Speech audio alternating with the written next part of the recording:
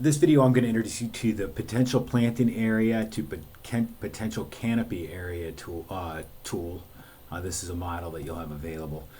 Now it looks complicated and I'm going to explain it. The only input you need to know is that it's the potential planting area layer that we created in the last step. So we have our potential planting area map. Now, remember, potential planting area is just the areas that are potential for tree canopy to be planted. And that just means that it's been buffered, pervious surfaces, which is places you would plant trees, have been buffered away from any obstacles that might interfere in the tree's growth. So we needed a scenario, and we chose 20-foot diameter trees and 40-foot diameter trees. And our potential planting spots are going to allow that size canopy trees. To add a little complication, we wanted there to be overlap in the tree canopies, so we allowed for 30% overlap in the tree canopy. And I'll just show you where we did that in the script. But we call this the 20-foot and 40-foot tree canopy scenario. So our first priority is to fit the 40-foot tree canopy everywhere possible, and where they can't fit, we try to fit the 20-foot diameter tree canopies. So let me just show you the outputs first. I think that makes it easier. So I'm just going to zoom in into a random area,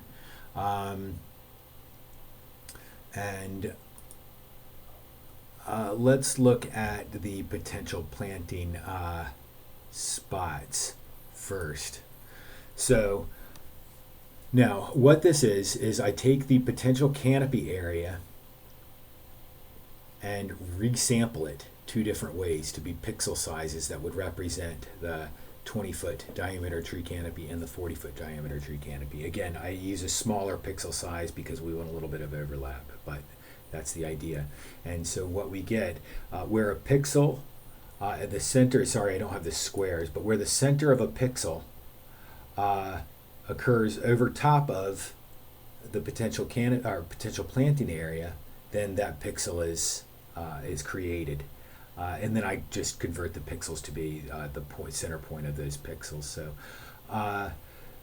what we get here are potential planting spots, and they would represent tree canopy that would be 10 or 20 feet in diameter. So we eventually buffer those back out to get the tree canopy. And if you see, this is what a tree canopy would look like in that area. It doesn't look very natural. I've got it pink, but if we color these green, it does look kind of cool. This would show you what an area might look like now, and if it was as fully treed as it could possibly be, this is what it would look like.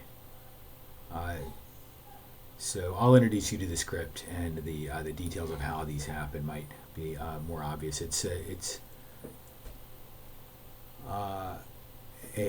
From this, I just dissolve the potential of these individual tree canopies into one potential canopy area map, which in the next video I will merge that potential canopy into my land cover to create a potential land cover map. But just to briefly introduce you to the tool, it's a little frightening. It's long when you first look at it, but a lot of this is just calculating fields. I go through sometimes maybe longhand. I do a couple of steps, maybe more than somebody that's very efficient with the programming would do. But I start with a potential planting area. We want to define our workspaces. This is going to be the final workspace, and this is a scratch workspace. And then I have a version number. So the first thing I do is I reclassify my potential planting area just to make sure that it's binary. Oops, I wanted to open the tool, not the result. So that no, I'm sorry, it's not binary. It's not 1, 0. It's just 1. Only 1 for the potential canopy area. A pixel value of 1, and there is no null. There's just no data.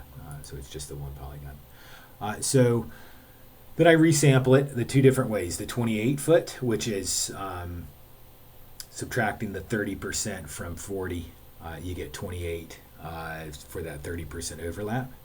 And it's in meters, so the value here is specified as 9, which 9 times basically 3 is 28. That's so roughly equal. But I use metric because my nape image is always metric, and it's best just to stay in one. Then I resample the 14, which is for the smaller size trees, the 20-foot size trees. Then I combine these and then prioritize. I select the 28-foot over I select the larger trees over the smaller. So this is selected first. So then what's left over becomes the 20. And then what's completely gone is there's no value. I convert that to its own raster. And then I convert it to a point, merge, and then eventually, after adding a few fields that just kind of help us in the attribute tables, I would, and I buffer that to get our potential tree canopy, the individual tree canopies, and then just write these to the individual, the ultimate workspace file that they're going to go to. So that's potential planting spots, the potential canopy area, individual tree canopy, and the potential canopy area. So that's it. I will do next. I will create the potential land cover and record those steps as well.